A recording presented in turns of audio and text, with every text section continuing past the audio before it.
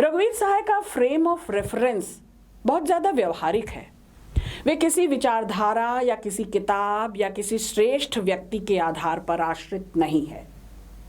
रघुवीर सहाय के रंग ढंग तेवर न तो प्रगतिवादियों से मेल खाते हैं और न ही उनके समय के दूसरे कवियों से। वे फार्मूलावादी कवि तो कतई नहीं हैं। रघुवीर सहाय समाज व्यवस्था और उसके अवयवों की पहचान में लगातार एक खोजी पत्रकार की तरह लगे हुए हैं। रघुवीर सहाय निराश नहीं होते, हताश नहीं हैं, उम्मीद अभी भी है उन्हें। इसलिए कविता के एक अंश में कहते हैं, कुछ होगा, कुछ तो होगा अगर मैं बोलूँगा, न टूटे न टूटे तिलिस्म सत्ता का, मेरे अंदर एक कायर टूटेगा। टूट मेरे मन टूट, अब अच्छी तरह से टूट, झूठ मूठ अब मत रूठ। मित्रों, ये झूठ मूठ जो रूठे हुए लोग हैं, इन्हीं को रघुवीर सहाय उद्बोधित करना चाहते हैं, जगाना चाहते हैं कि अपनी सही भागीदारी निभाओ, सही पक्षधरता निभाओ, किसके साथ और कब आवाज उठानी है। अफसोस तो यही है ना, लोग खूब बोलते हैं, बड़ी शिद्दत से बोलते हैं, पर कब और क्या कहाँ बोलना है यही नहीं जानते। जैसा कि राग दरबारी में कह गए थे श्रीलाल शुक्ल कि ये भुनभुनाने वालों का देश है, तो रघुवीर सहाय भी यही कह रहे हैं कि भीतर के कायर को मारने की जरूरत है। सत्ता से टकराने के लिए जिस ईमानदारी और जिस प्रतिबद्धता की जरूरत है, वह जनता सही सही मायनों में पहचाने। केवल झूठे विरोध से, झूठे क्रोध से अब कुछ भी परिवर्तित होने वाला नहीं है। तो रघुवीर सहाय अपने को बहाना बनाकर अपने लोगों को, असहायों को जोड़ते हुए ये कहते हैं कि झूठ मूठ अब मत रूठ, बल्कि भीतर के कायर को मार दे। जरूर कुछ होगा, बदलाव आएगा, अवश्यम भावी बदलाव जरूर होगा, लेकिन जब बोलोगे, बोलने का जोखिम उठाओगे, कुछ तो होगा। रघुवीर सहाय समाजवादी नेता राम मनोहर लोहिया के विचारों से बहुत प्रभावित थे, किंतु उन्होंने कभी भी किसी की विचारधारा की पूजा नहीं की। विचारहीन पूजा रघुवीर सहाय को अक्षम्य थी। उनका समाजवाद मार्क्स और एंगल्स वाला समाजवाद भी नहीं है, बल्कि मैं तो कहूंगी कि भारतीय संदर्भों में जनतांत्रिक समाजवाद है। जब तक रचनाकार सामाजिक और राजनीतिक कष्टों और दबावों को झेले नहीं, तब तक वह पीड़ा व्यक्त करने लायक नहीं होता। सच है ना, यातना रचनात्मक होता है। पीड़ा जिसने भोगी हो वही पीड़ा का बखान करे, अनुभूत सत्य का बखान करे। करुणा भी रघुवीर सहाय की रचनाओं में विचार की शक्ल में आई है। कहा ना, कोरी भावुकता रघुवीर सहाय को असह्य है। उन्हें दया और आत्मदया से भी घृणा है। करुणा और दया इंसान को अपनी निगाह से भी गिरा देता है और यह महज इस्तेमाल की वस्तु बनकर रह जाता है। दया करने वाली सत्ता उसके भीतर से विरोध की क्षमता छीन लेती है। ऐसी सहानुभूति, दुख और करुणा से न केवल रघुवीर सहाय खुद बचते हैं, बल्कि वह अपने अपनों को, असहायों को भी बचा कर चलते हैं।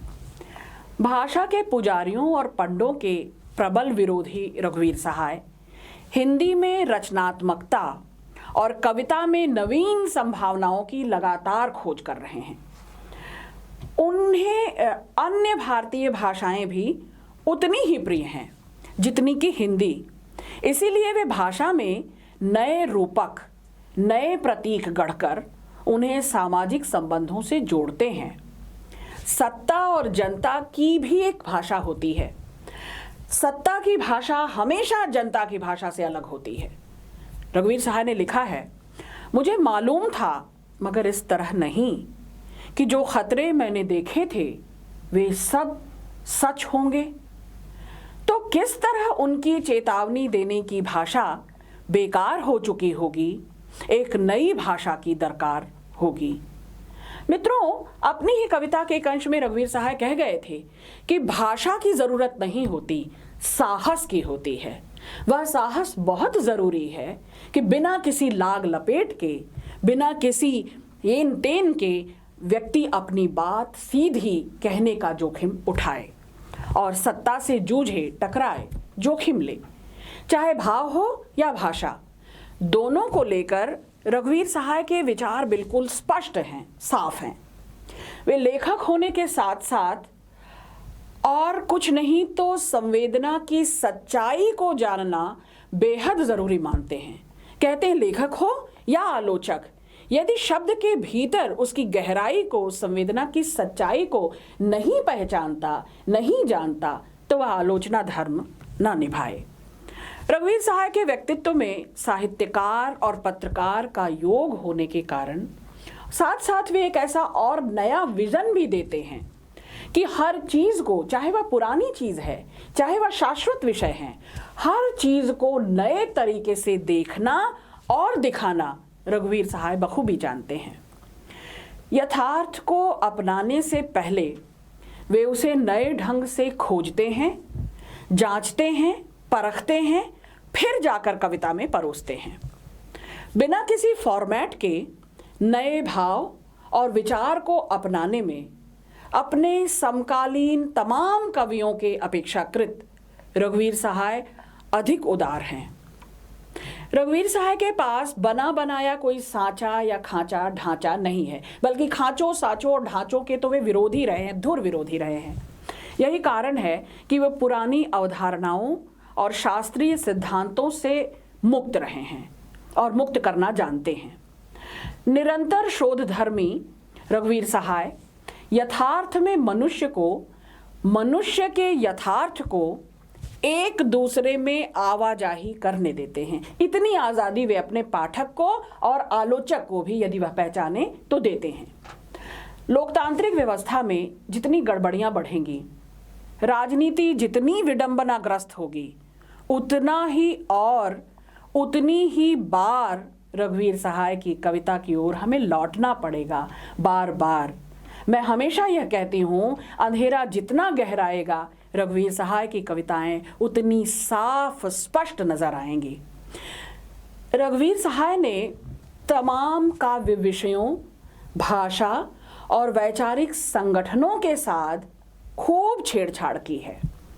उनकी शोध दृष्टि, शोध वृत्ति आधुनिक है, पर वे आधुनिकतावादी कहलाना पसंद नहीं करते थे। वे क्रांतिवादी थे। उनकी कविताएं भी क्रांति का बिगुल हैं। वे किसी लिजलिजे सुधारक की तरह नहीं थे कि समाज में फट परिवर्तन हो जाएगा, बदलाव हो जाएगा। आमूल चूल परिवर्तन के आग्रही थे। वे परिवर्तन के पक्षधर भी थे और परिवर्तन के लिए लगातार प्रयत्नशील भी थे। रघुवीर सहाय का एक संकलन है, लोग भूल गए हैं। उस संकलन में एक कविता है जिसमें रघुवीर सहाय स्वीकार करते हैं, आज अन्याय और दासता की पोषक और समर्थक शक्तियां मानवीय रिश्तों को बिगाड़ने पर तुली हैं। अपने अधिकारों के लिए संघर्ष करने वाले जन मानवीय अधिकार की अपनी हर लड़ाई को एक पराजय बनता हुआ पा रहे हैं। मित्रों, आप देखेंगे लगातार कोई भी क्रांति क्यों सफल नहीं हो रही, कोई भी जनसंघर्ष सफल क्यों नहीं हो रहा। कुशल नेतृत्व का अभाव और स्पष्ट विचारधारा का अभाव इसका सबसे बड़ा कारण है कि संघर्ष की रणनीतियां उन्हीं के आदर्शों की पूर्ति करती दिखाई देती हैं, हम जिनके विरुद्ध लड़ रहे होते हैं, जिनके विरुद्ध ये सारा संघर्ष हो रहा होता है। क्योंकि संघर्ष का आधार नए मानवीय रिश्तों की खोज अब नहीं रह गया है। और ये स्वीकारोक्ति रघुवीर सहाय की खुद है कि संघर्ष इसीलिए सफल नहीं हो रहे, क्रांतियां इसीलिए नहीं हो रही। तो एक बार फिर हम इस पाठ को अगर रिवाइज करें तो निष्कर्ष के रूप में हम कुछ इस काव्यात्रा में पाते हैं। रघुवीर सहाय की सारी रचनाधर्मिता सन 1950 से 90 के बीच रही। यही कारण है कि भारतीय राजनीति, आज़ादी के बाद का मोहभंग, बुर्जुआ लोकतंत्र, मध्यम वर्गीय चरित्र, स्वाधीन भारत की विडंबनाओं पर रघुवीर ने सबसे अधिक लिखा। वह दौर, वह समय, वह समाज भी कुछ ऐसा ही था कि रघुवीर सहाय को अपना कवि धर्म पहचानना पड़ा। रघुवीर के सभी चरित्र, चाहे वह जूता पॉलिश करने वाला लड़का हो या अखबार बेचने वाला बूढ़ा, रिक्शा चलाने वाला जवान हो या गर्भवती मजदूरिन, सबके स्वर में सवाल है, जिरह है, जूझने की प्रवृत्ति है, टकराने की प्रवृत्ति है। वे सब मानवीय अधिकारों और अस्मिता के प्रति संघर्षशील दिखाई देते हैं। रघुवीर सहाय की कविताओं में उनकी पूरी काव्य यात्रा को तय करते हुए हमने पाया कि इनके यहाँ ग्रामीण चरित्रों का लगभग अभाव है। अपनी रचनात्मकता से रघुवीर उन चरित्रों को गढ़ते हैं जो उपेक्षित तो हैं पर नागर स्वभाव लिए हुए हैं। उनके यहाँ लोकतंत्र अपनी तमाम प्रतिध्वनियों में पहचाना जा सकता है। आजाद भारत की हिंसक क्रूर नीतियां पहचानी जा सकती हैं।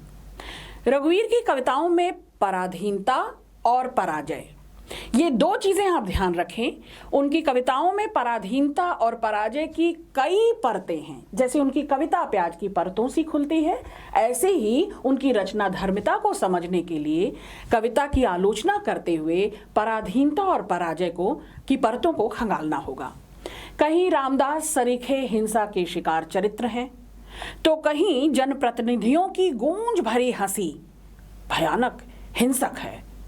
रघुवीर सहाय यहाँ क्रोध से अधिक घृणा को मजबूत बनाते हैं। हंसो हंसो जल्दी हंसो कविता में वे क्रोध की कई परतों को उभारते हैं, हंसी की कई परतों को उभारते हैं, लेकिन घृणा को जितना उन्होंने मजबूत इस कविता में दिखाया है वो कहीं अन्यत्र नहीं मिलेगी। ताकि विरोधी प्रतिरोधी शक्तियां जन्म लें, उनका जन्म लेना जरूरी है। उनकी कविताओं में अकेलापन काटता है, सालता है, लेकिन उनकी कविताओं का धर्म अकेलेपन को काटने दौड़ता है। अपनी निर्भीकता और प्रतिबद्धता के लिए रघुवीर सहाय हमेशा जाने माने जाएंगे, क्योंकि उनका स्पष्ट कहना था, प्रतिबद्धता एक ऐसी नागफांस है जो व्यक्ति को मात्र कुंठित करती है, उसे एक दायरे में कैद करती है, फिर चाहे वह दायरा राजनीति का हो या सामाजिक मर्यादाओं का, और कभी कभी तो साहित्य चिंतन का भी।